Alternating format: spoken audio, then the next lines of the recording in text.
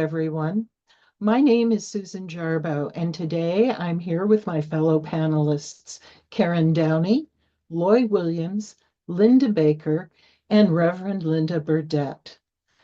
We're going to talk about something really hard today, and that is releasing control. But before we get into that, let's have an opening prayer. Our Heavenly Parent, we gather here today in gratitude for the opportunity to come together as a community of curious minds and open hearts. Thank you for the gift of wisdom, the joy of learning, and the ability to share our perspectives. As we enter this panel discussion, we invite your presence into this space, guiding our words and thoughts. Grant each participant clarity of mind and purpose, and may the exchange of ideas be marked by respect, understanding, and a shared commitment to truth. Bless our time together so that this dialogue may inspire positive change and growth in our lives and in the world around us. In humility and unity, we offer this prayer in your name. Amen. Those of you who have seen me record before know that I am a follower of Richard Rohr. He is from the Center for Action and Contemplation, and he has a daily meditation. Here is one that I found particularly meaningful and particularly difficult. He titles it Releasing Control. He opens with a quotation. Surrender is the discovery that we are in a river of love and that we float without having to do anything. I'm going to read that again. Surrender is the discovery that we are in a river of love and that we float without having to do anything. And he considers how surrender is simply accepting the reality that we are not in control. If we cannot control life and death, why do we spend so much time trying to control smaller outcomes? Call it destiny, providence, guidance, synchronicity, coincidence, but people who are connected to the source do not need to steer their own life and agenda. They know that it is being done for them in a much better way than they ever could. Those who hand themselves over are received, and the flow happens through them. Those who don't relinquish control are still received, but they significantly slow down the natural flow of the spirit. When we set ourselves up to think we deserve, expect, or need certain things to happen, we are setting ourselves up for constant unhappiness and a final inability to enjoy, or at least allow, what is going to happen anyway. After a while, we find ourselves resisting almost everything at some level. It is a terrible way to live. Giving up control is a school to learn union, compassion, and understanding. It is ultimately a school for the final letting go that we call death.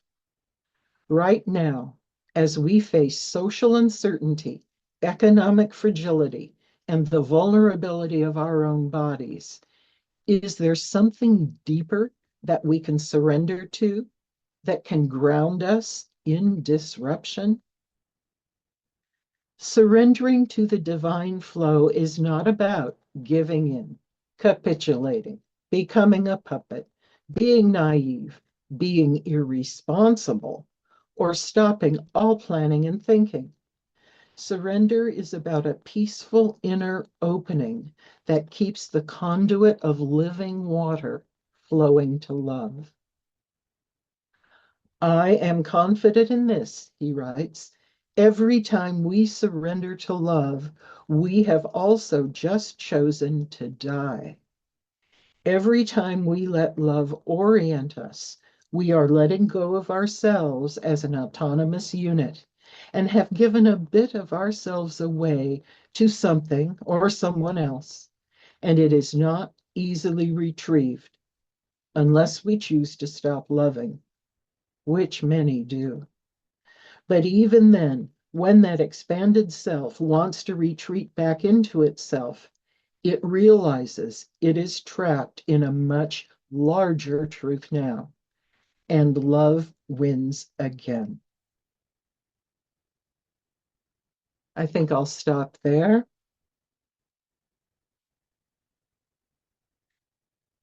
He begins with a question.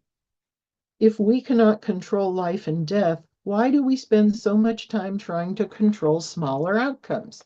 Do any of you have any thoughts on that? It kind of makes me think about God's will versus our will. It seems like if we're trying to have our will done, that we're clouding the issue. We are stopping that flow. And to me, the surrender is accepting that it's God's will that'll be done and open myself up to that. Uh, Thank you. That was that's deep. Thank you. Richard Rohr is deep.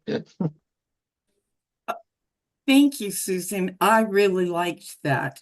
And when you first started reading, I went, release, control, surrender, float, go with the flow.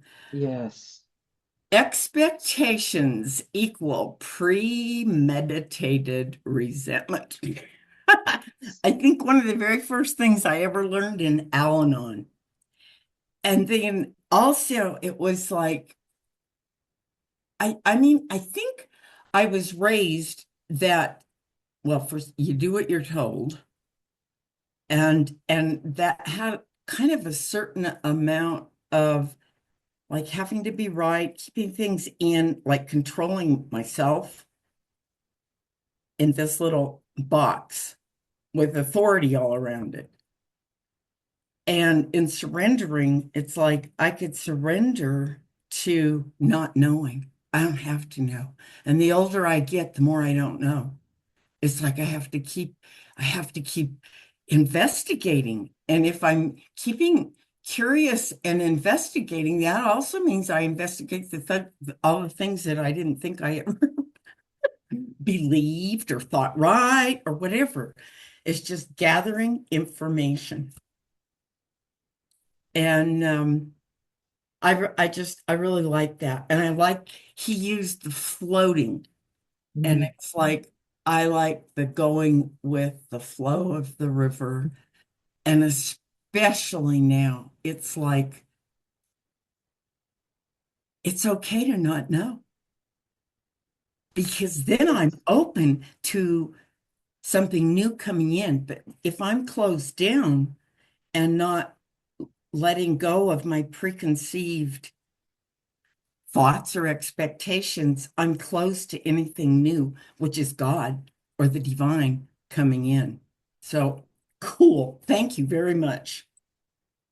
Once again, Susan, every time you speak, I enjoy hearing you mention it. It's most likely because you're such a fan of Richard Rohr. I'm going to start buying one or two of his books, so I can join in. But it's. I hope that what I'm saying makes sense to the rest of you because I'm not sure, I'm not positive that it does. But when you mentioned that quote from him, surrender, the main thing being to float without having to do anything. The first thing that went through my mind is, well, what if I have to go to work, or what if I have to jump up and go across the street to meet with my friends, or something like that. But then I realized what I've been realizing recently, and that's uh, the whole idea of Loy Williams is an illusion, and the real person within me is the higher self. That's the one that's moving my body for me. So if I have to get up and I don't know, make some food or something like that. It's not really Loy Williams who's doing it. It's the source of all. Uh, that's all I got. Thank you. Well, he does say that surrendering doesn't mean that you don't plan for your future, that you Mhm. don't buy life insurance. And some people will say that, well, if God is going to take care of everything, then why do I need to earn a living or buy life insurance? Uh, and so I like the way you said there's sort of two of you Mhm. that are operating here. And I think that's a very good explanation. I always enjoy these readings, and I'm so glad that you bring them to us and we're able to talk about it as a panel. Like Karen said, this really is deep, and there's so many different ways of looking at it. Um, I have come to a point in my life where if I'm all alone, I'm in good company. I'm really happy with who I am and the thoughts I think and the things I occupy myself with. I'm in good company when I'm all by myself.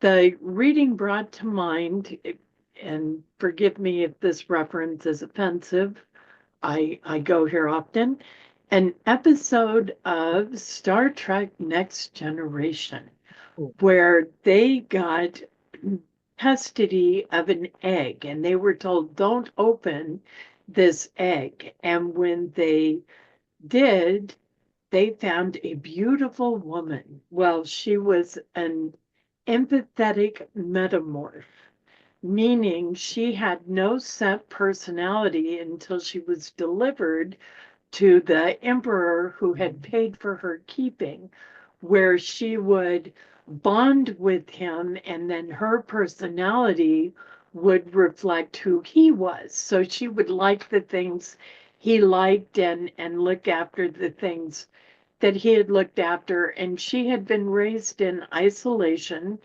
and taught many different languages, different cultures. So she was very well educated and waiting to meet the man who had paid for her, and she would be his perfect half.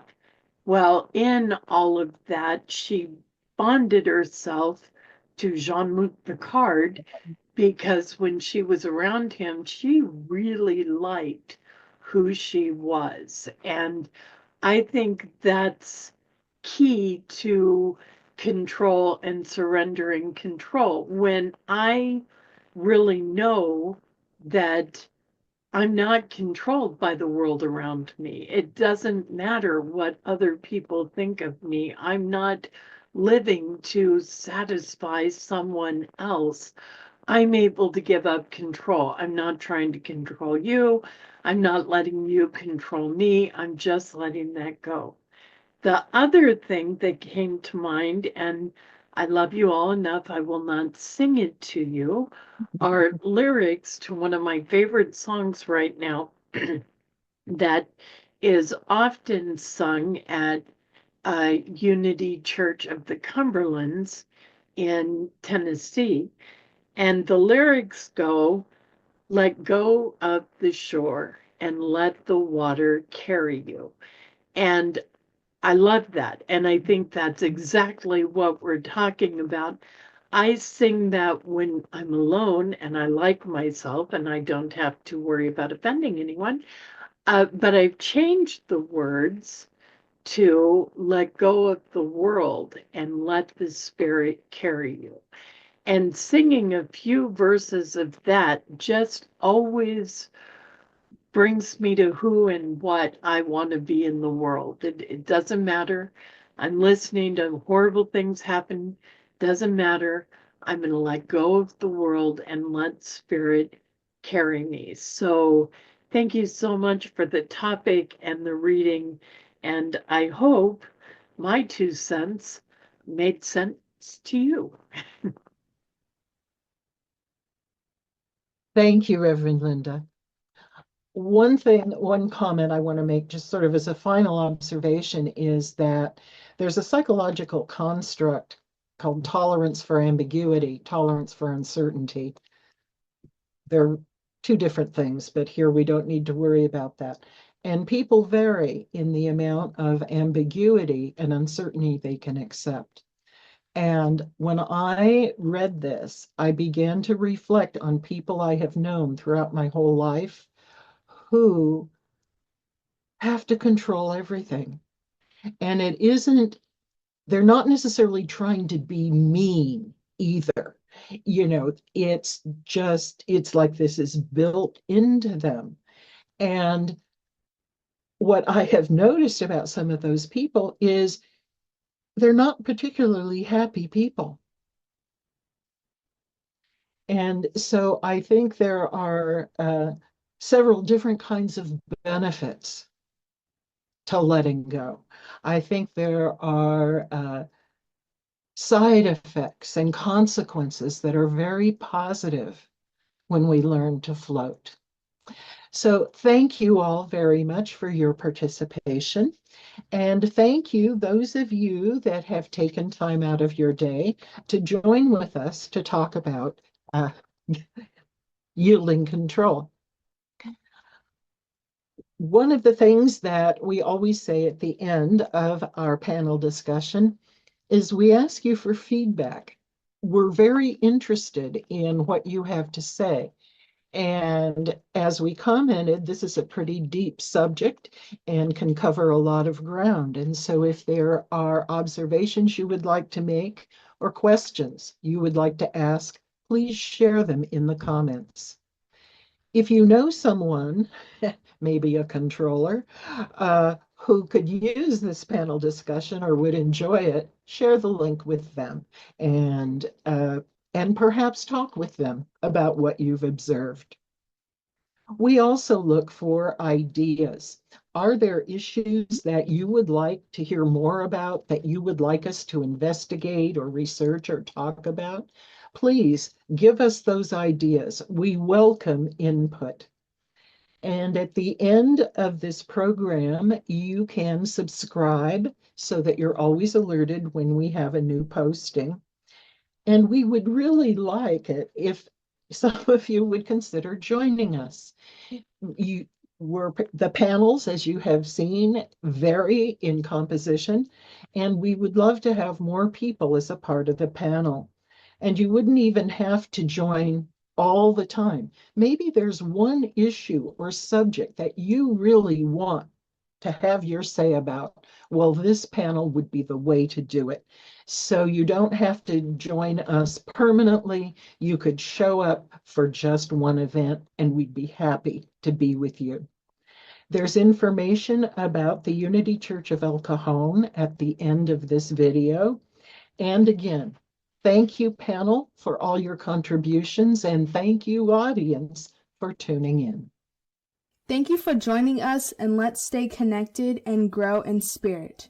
We are on Facebook. Search for Unity Church of El Cajon and follow us and like our posts. You can reach us on YouTube at Unity Church of El Cajon. Please subscribe to our channel, watch our videos, and leave comments which can help us improve.